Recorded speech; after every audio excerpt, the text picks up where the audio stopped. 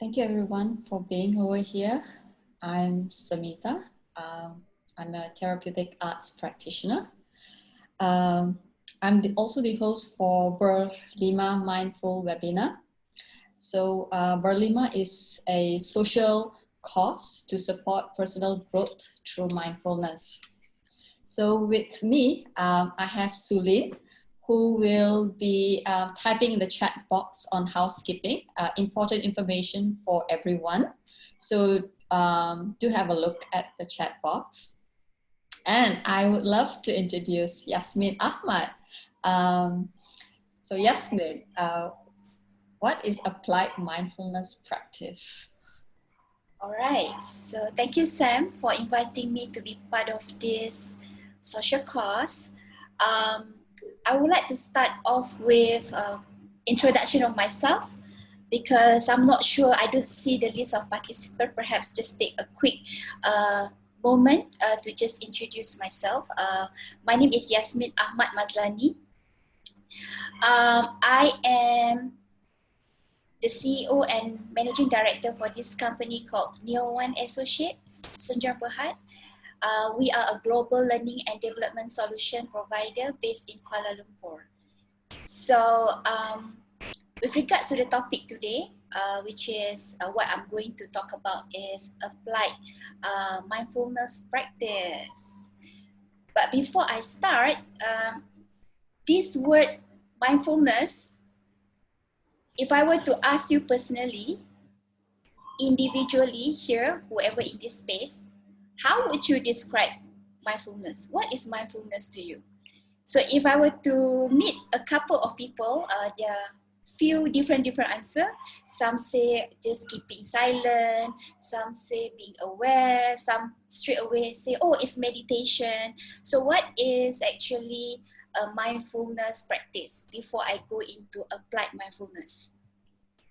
So mindfulness in general is basically getting you to be present, to be aware, to be here, right? So if you were to refer to so many other resources in the net, even John Kabat-Zinn, who is the mindfulness expert, he said mindfulness is a practice where you get to be present with an intent to just be and not judging. So that is his way of looking at mindfulness. For me, this is just me. I'm not sure about other people. For me, mindfulness is a practice where you get your mind, body, and soul aligned at the present moment. So for me, there are three components need to be aligned. Then only you can achieve the mindfulness. So I would like to lead from mindfulness, in my view, to applied mindfulness practice. So applied mindfulness practice is taking the essence of, for myself, being aligned, mind, body, and soul, into some practices that will get me to practice that, mind, body, and soul. And I would expand to that is basically alignment with what? For me, alignment with my God. For some people would be their Father, Son, Holy Spirit, whatever you associate that may be. So for me, applied mindfulness practice is when mind, body, and soul connected to God. So that is me.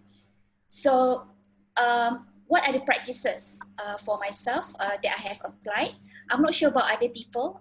Some people apply mindfulness by prayers, recite Al-Quran, so maybe some of them dancing, and some of them may be yoga, some of them would be meditation.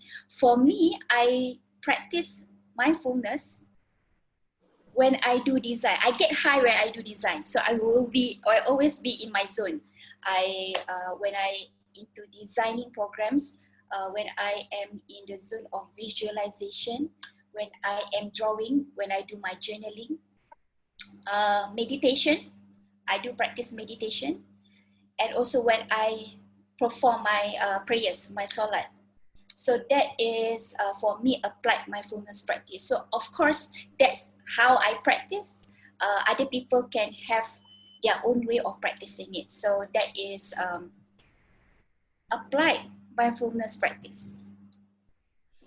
Thank you, Yasmin. I'm very curious. Why? Because everyone is talking about mindfulness now even more. So why is mindfulness becoming even more important now? Why are we amplifying mindfulness so much? Is it necessary? Right. So to answer your question is, I think mindfulness practices has been practiced long time ago before it becomes a, I would say, jargon or frame or sentence that made popular right now. Or mindfulness, meditation, yoga. A lot of people start to put that in that context. But I guess for myself, mindfulness is important. Basically, through research, it has been proven that it helps to regulate your emotion. So if you start being present, calm, you start to be aware of your feelings, your thoughts, you become calmer rather than you just with the drift, going through the tsunami, going through the chaos, you just relax. So it helps to regulate your emotion. It was proven that it helps to decrease your stress level. So when you are calm, you become less stressful.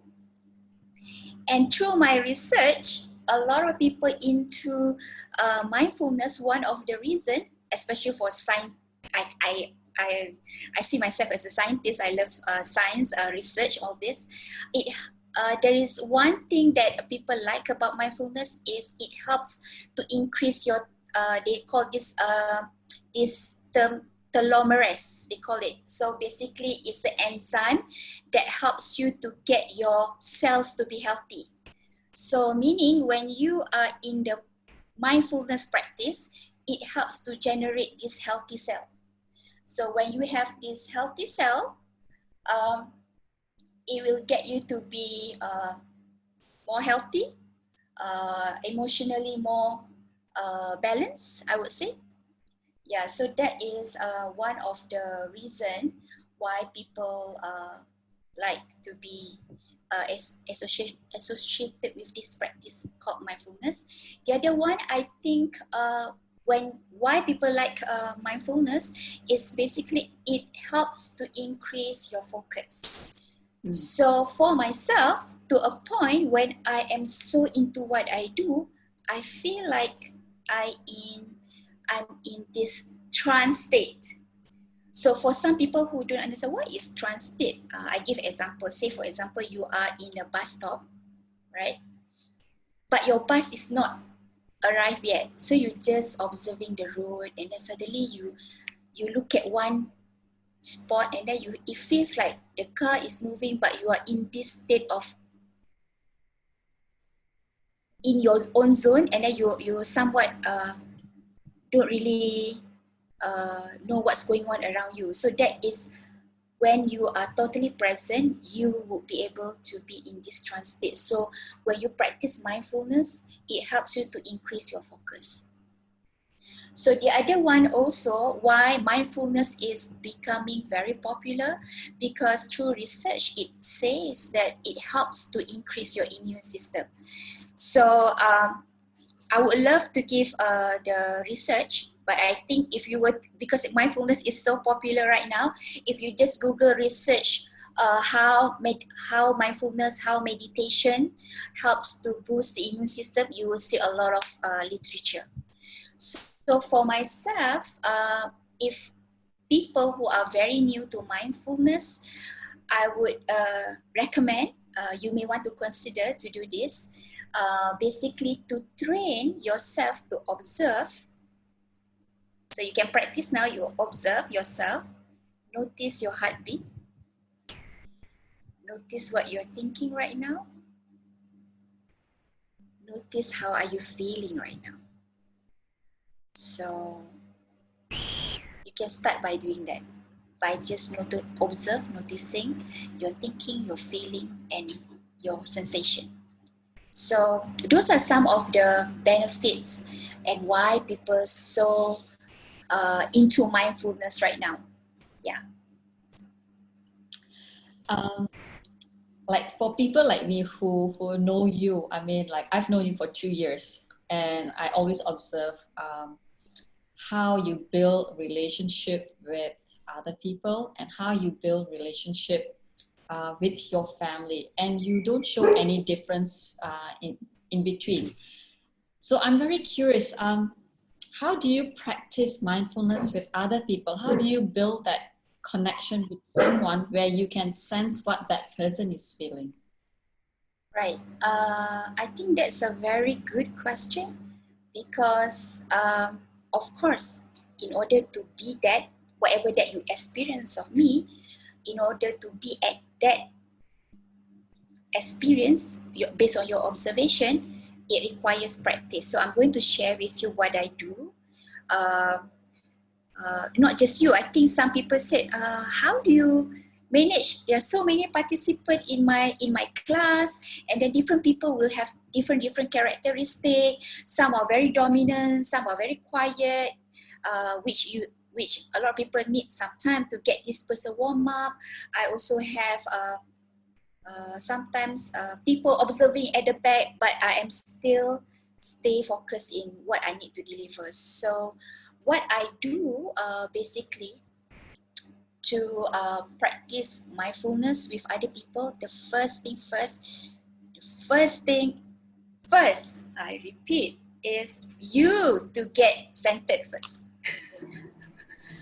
So you cannot be present with other people if you sendiri, you yourself kelam kabut, you yourself like very anxious, so you will lose the focus, right? So first you need to start with yourself first, acknowledging how are you feeling right now, what are you thinking, if there is concern or if you are anxious, just let it out. Like for example, if I'm in training, usually these are the things that a lot of people don't know. Before I go for my training, I will have a grounding session. It's a centering session with my co-facilitator, with my table facilitator. We will come together, huddle, and every one of us will share how are you feeling, what are we thinking, what are we looking forward to the session. So yes, you need to be present first. Second, once you're already very present, how you practice mindfulness with other people is for you to sense the room. You sense the people, you can feel the energy, whether they are in good mood or they are a little bit sad. You need to sense that. A couple of things that you can do is to observe their body language, the words that they say, their movements. You can sense the room. You can sense the environment as well. You can see how's how they sit together, how they interact with each other. So you want to sense all this for you to make sense before you connect to them. So that's how you can practice first present and present with other people. When you already at the level of presence with the environment, then a couple of things will emerge for you. Number one would be you are able to listen to what they say and what they are not saying. That is one. Second, you are able to see what they are hiding. So if they are not raising their hand or their eyes is always looking down, so you also see that they are hiding from participating. So when you are totally present, you will be able to see that very clear. So when you recognize this in your environment, then I will have an opportunity to offer.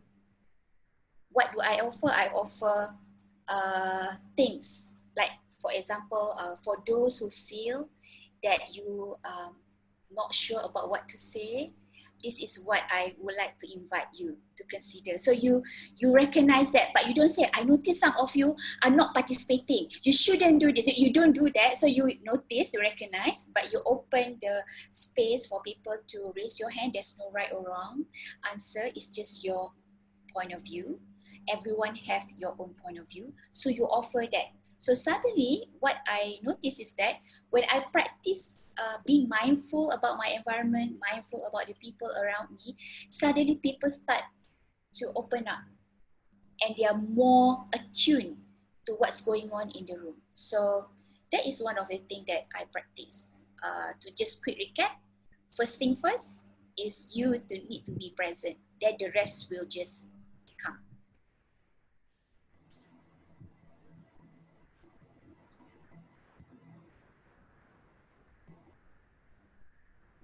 Sorry, I was on mute. So the thing with now is with COVID-19, right? We all know what is coming towards us. Even though if you are employed, we sort of know that the job security now is not really much there. If you're an entrepreneur, we know what we are going to anticipate or what we can anticipate that is coming. So you mentioned a lot of things about like how we can be present, how we can be centered and sense things around us. But with all the tension, the news, the stress that's building up, the financial situation, the economical situation that everyone globally we are facing, how do you remain present at this moment? Right. That's a very good question because I get this from other people as well. Some people ask me, aren't you feel anxious? Aren't you feel nervous? You know, I have bills to pay. I have two center that my landlord is not really open to negotiation, so they still ask for full rental. I have stuff to pay, or my a lot of work need to be done still. A lot of things going on, even to a point where what are we supposed to cook for lunch? Right? What are we going to cook for dinner? What are we going to do tomorrow? Managing my team, because everyone also going through somewhat similar situation where they are also fear whether they will get income or not, or I don't know, a lot of things. But for me, how I ground myself first is to be grateful that God give you opportunity to stay alive, to still be with your loved ones, you still have food on the table, you still have your spouse with you, you still have caring people around you, you still have your parents. Like for myself, I have my parents who's taking care of my son. One day before the lockdown, the day before I'm supposed to get him in Nilai, and the next day is the lockdown. So I've not been seeing him for almost like 2 weeks plus. Can you imagine how I go crazy not seeing him, not being able to physically have contact? So I think the first thing, regardless whatever situation that you have, first you need to be grateful. So when you get to be grateful, you will arrive to this emotion of calmness. When you are calm, and you will start seeing things more objectively. So let's look at my example. I got a lot of things to manage. So I ask myself, what's the worst thing can happen? What's the worst thing can happen? Is this only happening to me? I think some entrepreneur, even in the even more serious situation, I came across one entrepreneur. He has 7 outlets, 100 staff. Wow. And his outlet is in shopping mall. You can imagine shopping malls rental is not RM1, of course. So can you imagine how much that this person, I think if this person are not calm, people will just go crazy. So to go back to your question, for me, my principle has always been being grateful with what you have. What is the worst thing can happen? So let go of things that you cannot control. If let's say your landlord is not it's not someone like open to negotiate. So I just need to allow that. Worst come to worst, I will lose my center. Worst come to worst, I will not be able to sustain.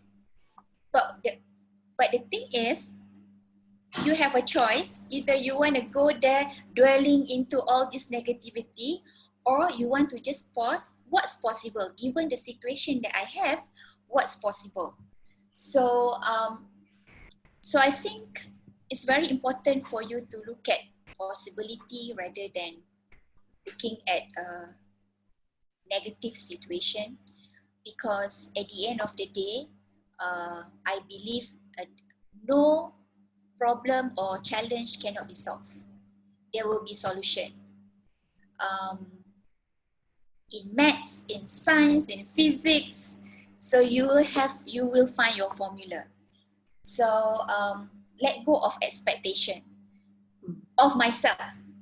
Like, I am an entrepreneur, I need to let go of this expectation of people expecting me to be this and that. Just need to be aware that you are also a human being, that you are not perfect. The thing is, people get stressed up unnecessarily because they have too high of expectation. I should this, I should be this, I should be that.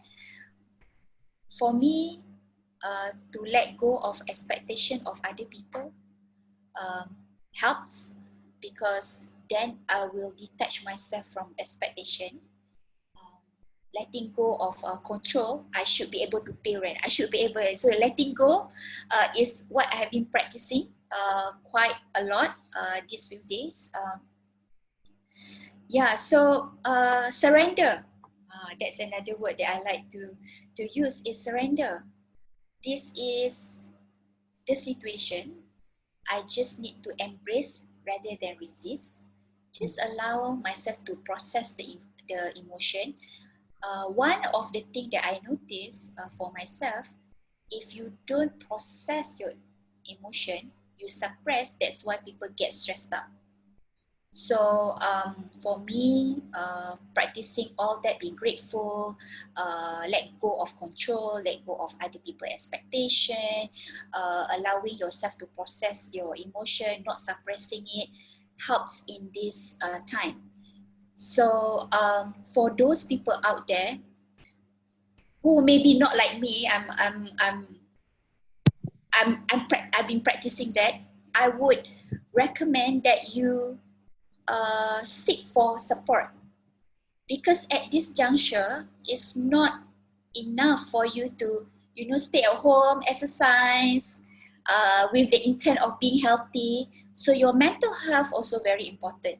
It's not just about locking yourself down, do whatever that you need to do, but suppressing all this nervousness, the anxiousness, the fear and all that. So you need to also open up to seek support to get yourself to be mentally healthy.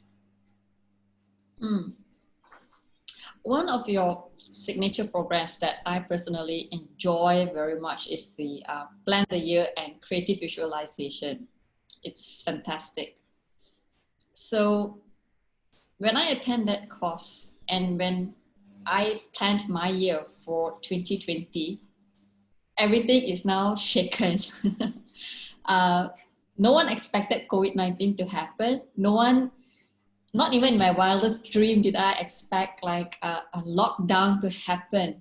So with this current situation, we need to have a different set of goals already. So how are you as a person mindful of your goals and aspirations looking at the current situation? Very interesting. In fact, how do I start? Because I have a lot of things in my mind right now to answer your question. But since you refer to the class that you have attended, Plan the Year. So in Plan the Year, I get my participant to go to the park. And I have this exercise where you walk to the park and you imagine the future that you want. You imagine the nature will turn into the reality that you want. And just trust that nature will give you some signal. It was very interesting. Last year when I did my Plan the Year, walk through this nature walk, projecting myself about the future that I want, I don't get specifically things that's gonna happen, but I get messages. So the messages that I got are two things, come very strongly. So the first one, 2020, there will be a lot of death. A lot of death and rebirth. So when I got this message, there's something in the nature that I noticed. I said, oh my God, there's so many things died. But I also see a lot of plants start growing. So I said, oh, there's so many. Somehow that particular trip, this came very strongly. So what happened is that I just say, okay, if this is the message, I don't see any tangible things that I usually see, or maybe travel here and there, or buy things, or what, or achieving certain thing. It's just that come very strongly. So what happened is that this year, starting actually end of last year, if you could remember the Australia forest burning, there are a lot of animals died. Early this year, I have my good friend pass away. I know she's been sick, pass away. I also have not too near, but quite close around among our circle. There's a one actor pass away. I think some of you might have known him. He's based in Jakarta. So, and I also noticed my friend's parents also passed away. Last 1 week, I have a friend also passed away. I said, wow, it's really, it's like coming to reality. But when it comes to rebirth, I'm still waiting. What are the rebirths? So I thought that I'm going to get pregnant or deliver another baby or what, right? So rebirth. It's like, what rebirth is this? So what I noticed is that God has very mysterious way on sending the message. So I guess with COVID-19, it's a rebirth of a new earth. The way how people live is social distancing, however, not isolate from other people, become more connected virtually. So it's a new thing. It's a rebirth of new way of living things. So for myself, when you refer to your sharing, it's like whatever that you plan now shaken. I plan that I want to have this and that, but COVID-19, oh my God, my plans are all gone. For me, I still have what I want to achieve. I just have faith. That's my anchor. I have faith that God will grant me whatever that I wish. So one of the things that I've been blessed this year is I got one of the things that I want to achieve this year is to get myself enrolled to pursue my PhD. So I got it last couple of weeks. Early this year, I told myself, I said, early this year, January to February, we got so many trainings, contracts coming in. But early this year, I said this. That's why you need to be mindful of what you say to God because you never know what you will get. So I said to God, I said, there's so many trainings. Where am I going to finish my book? All I need is only a few weeks of really good, solid time. In April, I specifically said in April, maybe after my birthday, 1st of April, maybe I should launch my book. Tak kisahlah whether it's e-book or my physical book. I am writing a book right now on doodle notes, introducing people how to doodle. So yeah, I have COVID-19. So God said, okay, you asked for few weeks, right? So I'm giving you these few weeks. You better finish your book. So that is what I'm doing right now. I'm so blessed. I enjoy every day since the lockdown, working on my book. Really excited. I one hand, I am concerned about the company because this is like suddenly you need to close your premise and whatnot. But the other hand, this is what I've been wanting to do, to write a book. It's like dream come true. It's like, okay, just have faith lah that it will, everything will fall into place. I always believe when there's up, there's down. When there's a death, there's rebirth. There's a yin and yang, high and low. Any disaster shall pass. Unless tomorrow is kiamat lah, it's gone lah everybody. So that one also I surrender. If tomorrow is kiamat, so be it lah. So I learned that regardless the situation that you have, you must not give up and have faith that God knows what is the best for you. And start seeing opportunity and possibility in every situation that you have. So now, COVID-19, I get to do my book. I got to pivot my business model. I realized that for no one, we have been sitting on a gold mine. We have so many training manuals, we have so many training games, we have so many toolkit that we have been wanting to do and publish, but we have never have time to do that because of the back-to-back training. So now in year one, almost every day we are working on getting those materials up. In fact, we already have clients who are asking us, can you turn this physical class, normal physical class, into a full-fledged virtual facilitated class. So in that light, I'm very grateful for me. Maybe because I trust God, I have faith, but not everyone can just faith like that, right? So I have a friend said, yeah, easy for you to say is have faith, have faith. I have no magic pill. I'm sorry, you just got to have faith. The moment you lost faith, that's it lah. So you don't have to wait kiamat to come. That's kiamat for you lah. For me lah, I'm just saying it bluntly, but that's how I see things. Yes. Wow. It's a long answer to a short question. It's very, very deep. How much that you do and you say that you just shared professionally, that you also implement with yourself in your personal life? Could you give us more examples? Like, how do you do it? Do in the context of mindfulness or things that I practice in general?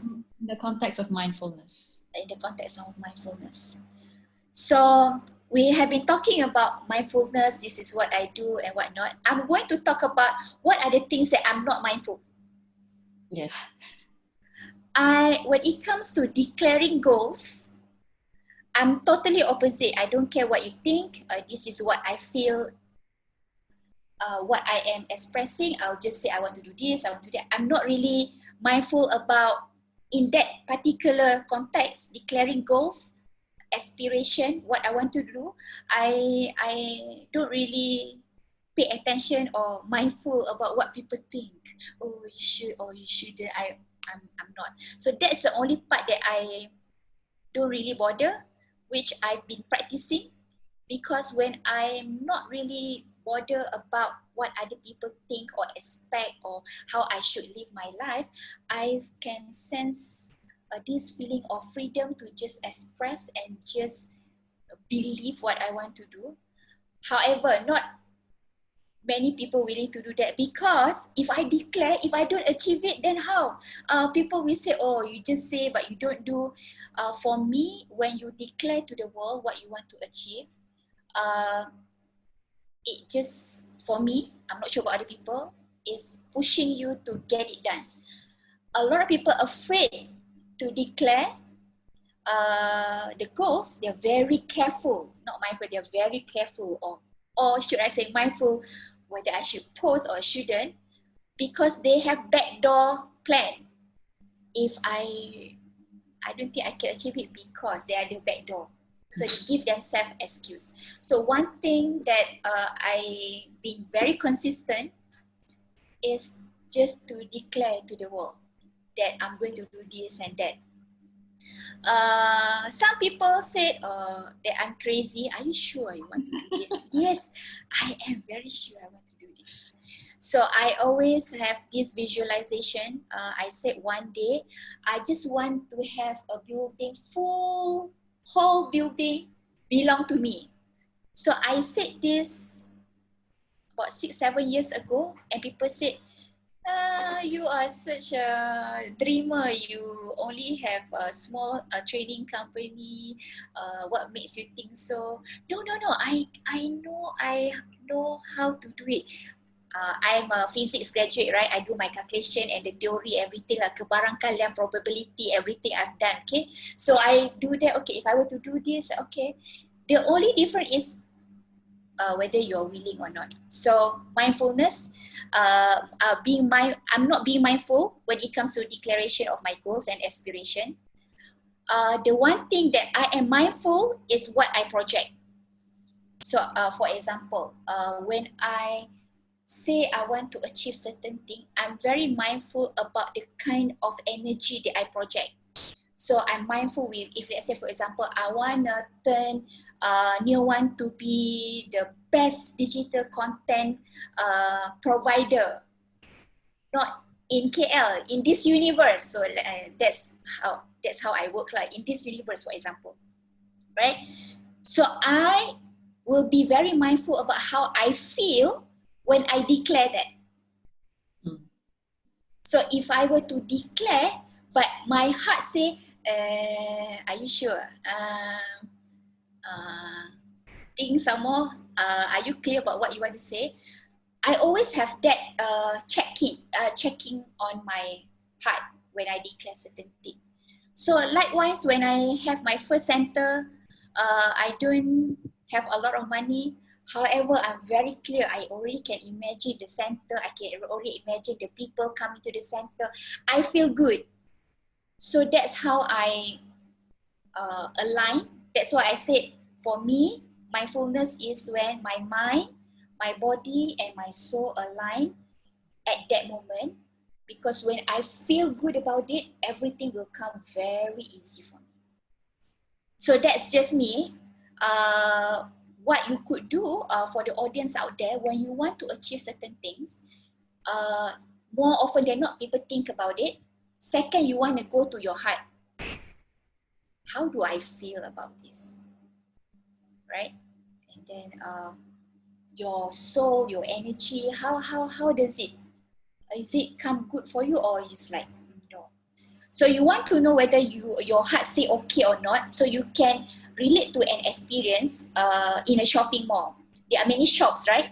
There are certain shops where you see the shop, you feel, I don't feel like going there. The energy is not that nice. But you came across another shop, oh, you see already, you get excited. So your heart will give you the signal whether in or out. So you need to always check. For me, before the mind, I will go for my heart first. How do I feel? I apply everywhere in my life. Selecting client, selecting project, people that I work with. If I start feeling not easy about certain people, then my mind will start think about it, and mind heart checking lah, to see whether okay ke tak. So that's what I always do. So always check on that. So we have 20 minutes more before we open the floor for questions. I was just wondering that, do you have any exercise that we could do together with the audience over here so that they can go back and practice themselves? Right. I would love to use this opportunity to answer some question, because I believe the audience have been very present, as such that I noticed some questions. So I thought that would be a good way for me to respond and maybe expand whatever that I've already shared. Yeah. Okay, sure. I think the first question is for someone who doesn't always express themselves, or they have chosen not to for a very long time, but now decided to learn to express, but do not have trust in people to do so. How can they achieve mindfulness in this way? Right. Okay. Thank you for the question. I think I would like to expand on one point that I have mentioned in my sharing. If you feel that you are ready to work on yourself, being mindful, the one thing that I mentioned just now is to start noticing, observing what you are thinking, your feeling, and what you are sensing. So one of the easy way for you to start practicing being mindful, even if you are not familiar of other things, for me, what would be easy? Some people, maybe meditation also very hard. For some people, very easy. Wah, terus relax, zen. But some people, it's like, me silent my mind, I think about my son, I think about, it's very difficult for some people. So one of the things that I would like to encourage you to do is to start drawing your feelings. Just, if let's say this is how I feel, just grab any paper, grab yourself a pencil, you put your hand on your heart, and then you just allow your heart speak to you and you write. So it's like your psychomotor will be activated. So you put your hand on your chest and then you start drawing whatever that comes. It could be in a form of drawing or in form of symbol. Suddenly you start noticing it's like you're talking to yourself. I would like you to write it down. So that is also one way for you to be present. You cannot do that if you're thinking about the rice that you are cooking, or you're thinking about, oh my God, my son will wake up. So you need to find time to process this, so that you can have it all for yourself. So one of the things that I enjoy doing is wake up very early in the morning. I always, if let's say I'm too busy, I like to use this word, die you must do. Die you must do, you just take at least a minimum 5 minutes, not doing anything, just to stay focused on your breathing. Breathe in, breathe out, slowly and slowly. Right? So, paling sikit, paling singkat, short period, 5 minutes. If you notice you're more comfortable, you can expand 10 minutes, 15 minutes. So when you are comfortable with that, and you have a little bit more time, then you can try out other things. Like, for example, just now I mentioned, you can start drawing, doodling, keep yourself a journal where you express how you feel. What I like about journaling, as you record all your emotion, all your thinking, you will start noticing more about yourself. So I really like my journal until my husband said, "Wow, here also got your journal. At the hall also journal. On the dining table also journal everywhere, right?" So for me, that is the practice that I do. I journal everywhere I go. I don't wait for whatever the inspiration that come, I journal straight away. So that is one of the way for you to start. So I would like to congratulate you, because when you start being open to mindfulness, you start being present, you start being connected to yourself. For me, that is a gateway for you to connect it to the higher intelligence out there, up there, or wherever that may be that you can associate yourself with. I'm saying this because when I do my design, when I do my journaling, or when I do, it doesn't matter, when I'm in the mood of design, I'll feel so connected to God, because suddenly spark some idea, oh, I should go to this site to check certain thing. Or suddenly I got this inspiration. So where does this inspiration come from? If you were to ask me, it has to spark from somewhere. So for me, when I do my design, do my work, that get me excited, because I feel like God is talking to me to direct me to go to certain place for me to discover certain thing. So it's a pathway, it's a gateway for you to get connected. So it's a good start. Yeah. Thank you, Yasmin. We have a second question. Hi, Yasmin. My name is Kang Swan. You spoke about applied mindfulness. He has two questions.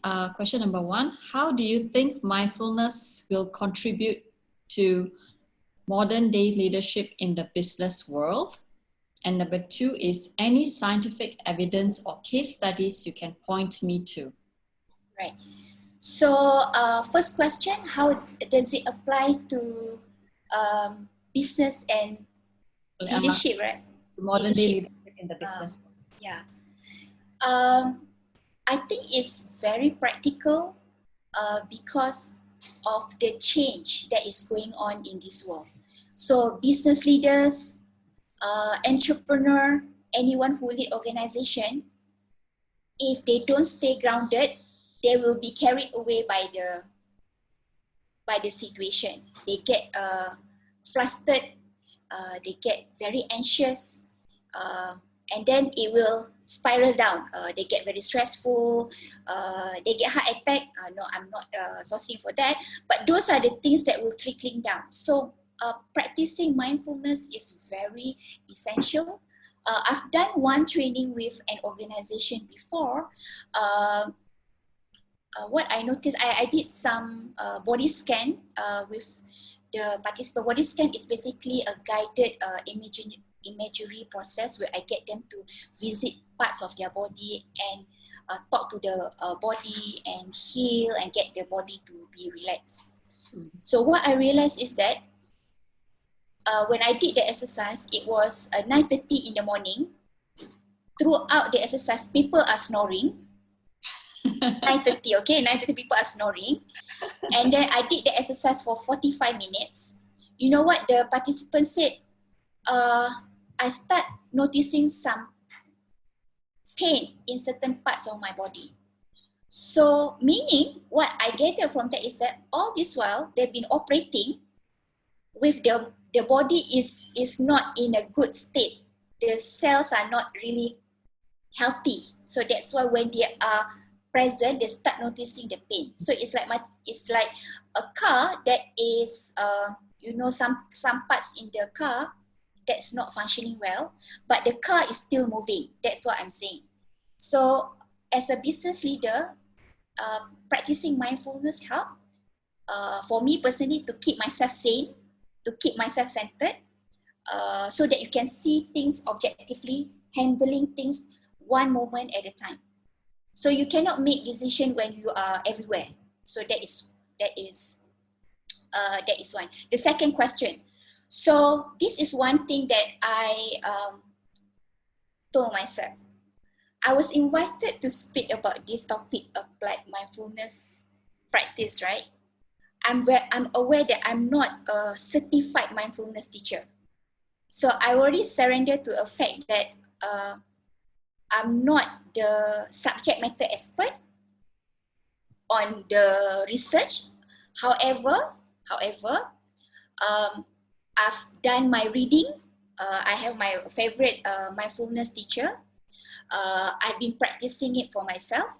I could recommend some literature, some books for you to start considering. You can check out Professor John Kabat-Zinn. I have the book in front of me actually. So this is the book. Wherever you go, there you are. This is my favorite. So mindfulness meditation in everyday life. I also love the content from Mindful. There's one magazine called Mindful where they offer a lot of programs, a lot of literature, a lot of articles. You can check them out as well. The other one that I also encourage for those who are interested to go into learning mindfulness, you can check out Brown University. They offer retreat. I'm supposed to go to Finland actually this June to experience silent retreat for 10 days. I'm not a mindfulness teacher, but I'm very, I would say I'm junkie when it comes to mindfulness.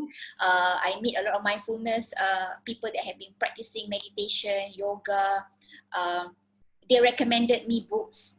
I resonate a lot with mindfulness. I have tons of books. If you've been to my center, then you will know what I mean. All sort of things, genre in terms of mindfulness related, meditation related, about you being present and whatnot.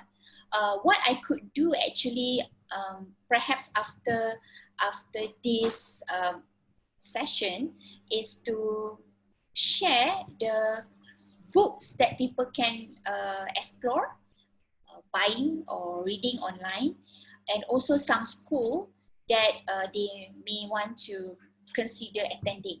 Brown University is what I like because they have people who have been doing this for God knows 20, 30 years, expert in mindfulness. They offer mindfulness teacher certification, which is something that I am pursuing this year. But because of the COVID, I think it's meant for me not to go to Finland. I'm supposed to go there this June and July. And also to pursue the coaching and mentoring from some mindfulness teacher.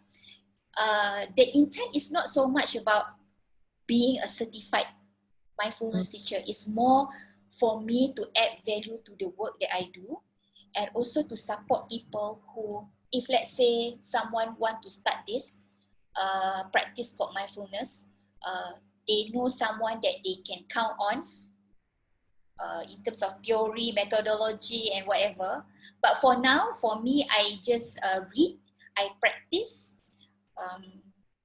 what I read, and also share with some mindfulness teacher that I know to just exchange notes to check whether am I doing it okay or not, whether I'm aligned to what mindfulness is and whatnot. Yeah. So literature review, book list reference, I would pass to Sam, perhaps after the session. I don't have the list, prepare specific list for this particular session, but I could extract out all the books that I have been reading, and will be a pleasure to share with everyone here. Thank you, Yasmin. To everyone who's present over here, I've just keyed in a form. If you could open up the form, we would really appreciate if you could give us your feedback so that we would be able to bring more value to our next sessions, our next webinar sessions. Meanwhile, if there's anyone else who would like to ask any questions, please feel free to ask. We have 2 more minutes to go. Any questions?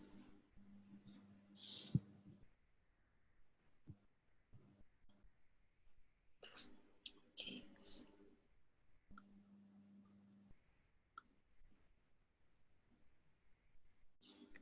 Yeah, Sulin is posting things on the for everyone. Facebook group is where you can join, just in case you have other questions that are emerging, but we are not online anymore. You just head towards our private Facebook group. You can post your questions over there. We'll be answering your questions over there as well. Sulin has also just shared the Google Forms for your valuable feedback. Yasmin, meanwhile, is there anything you would like to share? Yeah, maybe you can, I think I sent you the PDF. You want me to share that? Yeah. Okay. And this is from Yasmin. Okay, how do I share this? Share screen. There's a share screen button. Oh, share screen. Okay, hang on. Let me bring up the file then.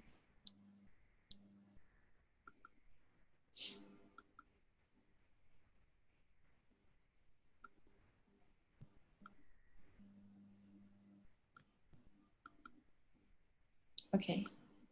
Right. So what I have prepared for everyone is my key points that I have shared during the session today. So the first page here, if you notice, maybe Sam, you can scroll down a bit. Okay, this is about what is mindfulness to me. So you can see some of the notes that I have prepared here, and you can move to the next page, page number 2. Just scroll down. Why mindfulness is important. Yeah, so these are some of the key points, right?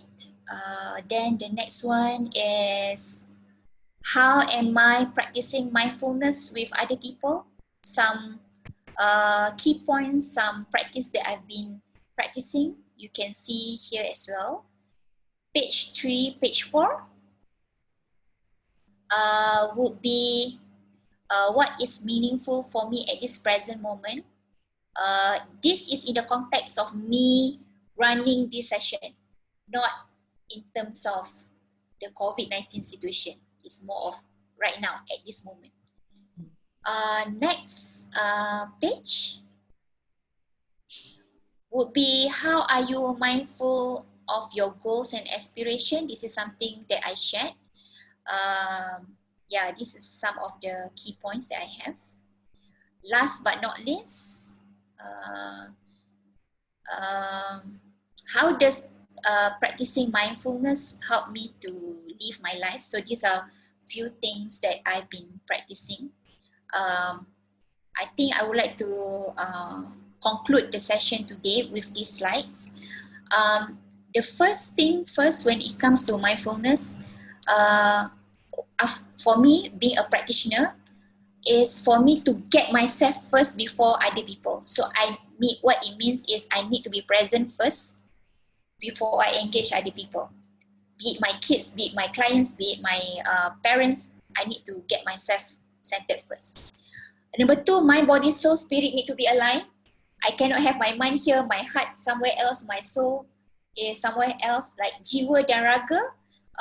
Raga is here but jiwa elsewhere, I don't know, planet Pluto ke mana. So my body, spirit need to be aligned.